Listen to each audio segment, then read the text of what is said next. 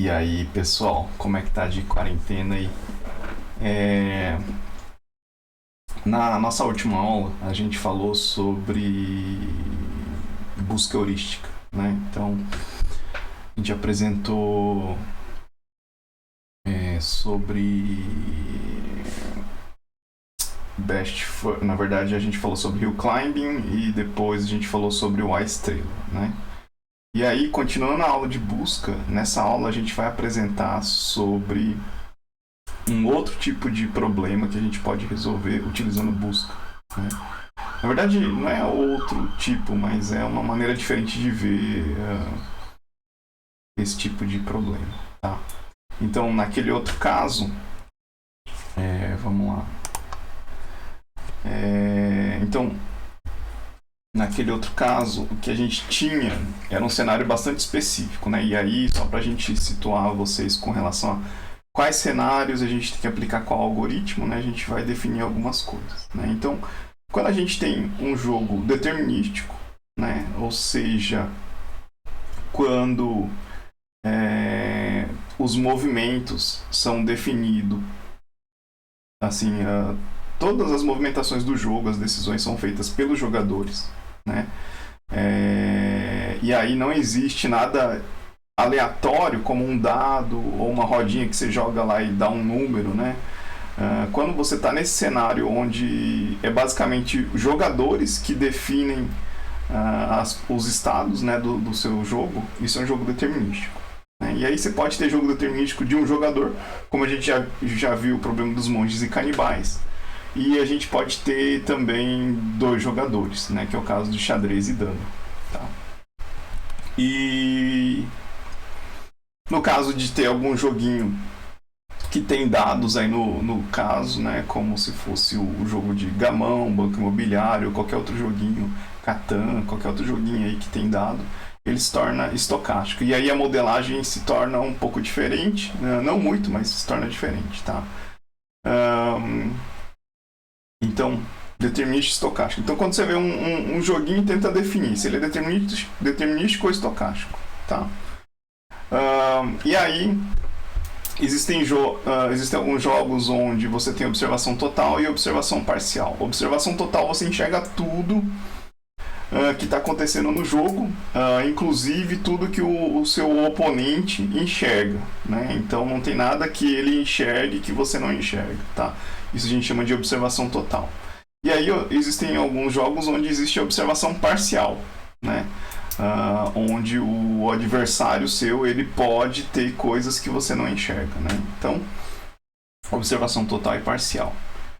E aí, o que a gente viu até então era para resolver problemas de observação total, um jogador e determinístico, tá? Então, se você conseguisse definir, se você consegue definir esses três itens, né, se ele é determinístico ou estocástico, observação total ou parcial, um ou dois jogadores, você consegue meio que definir o tipo de algoritmo. Então, e com isso aí é um problema de busca tradicional, como a gente viu na aula anterior, tá? Você vai lá e modela os estados, né, e aí você consegue resolver o problema dessa maneira, tá? Quando você tem determinístico, observação total e dois jogadores, você vai utilizar o que a gente chama de minimax, tá? Então, o que seria o minimax? Basicamente, o que ele vai tentar fazer é ele vai assumir que o seu oponente, de uma certa maneira, ele tem uma certa inteligência, né? E aí você vai fazer um processo de busca considerando essa inteligência do seu oponente, né? Onde o seu oponente vai tentar minimizar o seu score de jogo, né? E você vai tentar maximizar, por isso ele chama minimax, tá? Então, existem alguns itens de modelagem aqui que diferem do outro caso, tá?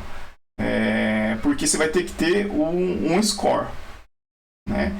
E esse score é você que vai ter que definir, você que está programando isso. E isso aí vai fazer toda a diferença na hora de desenvolver o seu jogo, tá?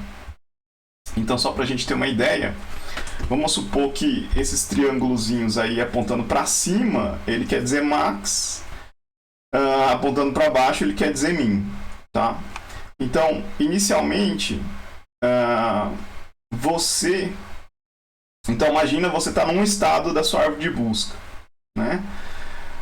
E aí você vai fazer uma jogada, você tem duas opções, né? Se você fizer essa jogada aqui, o seu score vai reduzir para 4, né? E se você fizer essa jogada aqui, o seu score vai se manter em 6. E aí, se você fizer essa jogada aqui, aí você vai tentar fazer igual, similar ao que os jogadores de xadrez fazem. Eles fazem uma jogada imaginando o que o oponente vai poder fazer, né? Então, aqui nesse ponto, você vai tentar imaginar o que o oponente vai tentar fazer. Ele vai tentar minimizar esse seu score.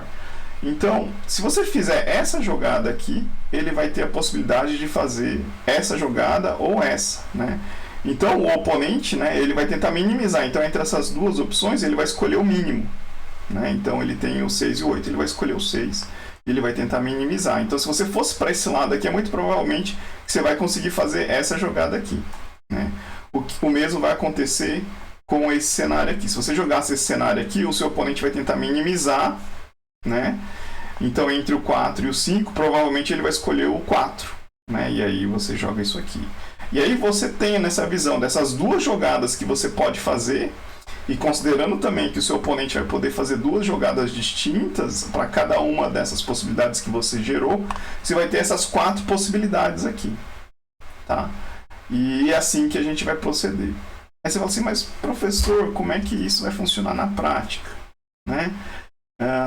O que vai acontecer é assim, você não vai ter esses numerozinhos assim logo de cara. O que vai acontecer é que você vai ter os números dessas 4 jogadas aqui de baixo, que você vai ter que analisar e definir de acordo com o seu placar de jogo ou um score que você vai definir, tá? Então você olha assim e fala assim, ó, se eu fizer essa jogada que vai possibilitar o meu adversário fazer essas duas aqui ou essas duas aqui. Aí você fala assim, essa aqui vai ser... eu vou dar nota 4, essa aqui eu vou dar nota 5, essa aqui eu vou dar nota 8, essa aqui eu vou dar nota 6. Aí você vai analisar o cenário, né? E aí, basicamente, a árvore vai de baixo para cima agora, né? Você vai assumir que o seu oponente vai jogar, né? Então, se você for nesse cenário aqui, o oponente vai fazer essa. Se você for nesse cenário, o oponente vai fazer o 4. E aí você vai optar por esse aqui. Então, dado esse cenário aqui, você vai sempre para esse lado aqui, tá? Então, o score, né, consiste em você meio que definir uma altura na sua árvore onde você consegue enxergar, né, que é esse caso aqui, né, você tem 4 possibilidades de jogo aqui, considerando a sua jogada, 2 possíveis jogadas suas e 2 possíveis jogadas do oponente, né, gerando 4 possibilidades, né, e aí você analisa as 4, dá um score para ele, e aí depois você vai subindo isso aqui de maneira recursiva, tá? E é assim que a gente implementa, ok? Aqui está o algoritmo, tá? Então, basicamente,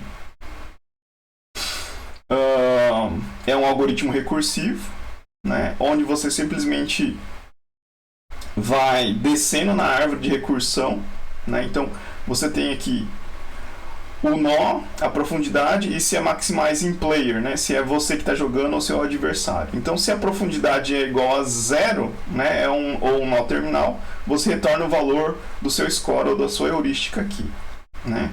Se for você que está jogando, você vai tentar maximizar. Aí, nesse ramo aqui, ó, essa parte aqui do código é equivalente a essa parte aqui da sua árvore, tá? Então, o que você vai fazer? Você vai gerar os filhos desse nó aqui, vai avaliar e vai pegar o máximo, né? Que é o que está acontecendo aqui. Ele vai lá, gera os filhos, e aí ele pega o máximo, que é o que está acontecendo aqui nesse max, tá? E aí o que você está fazendo? Você gera todos os filhos, e aqui, ó, como é que você gera o filho? Você gera uma chamada recursiva para o próprio minimax, né? Então, o que vai acontecer é que aqui, então imagina aquele código funcionando. Ele chama minimax aqui.